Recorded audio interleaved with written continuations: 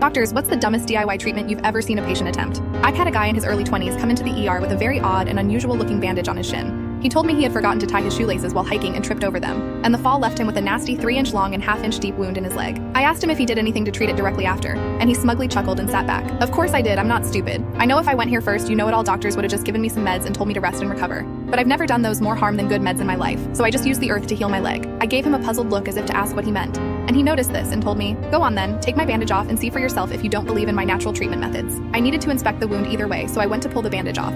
And as I started peeling it away, my face contorted into a shape I didn't even think was possible due to the limitations of the facial muscular structure. The skin on his shin was completely black. There were dark chunks falling out of the wound, and a few worms even dropped to the floor. I looked back up at him and asked him to tell me in detail how he treated his wound.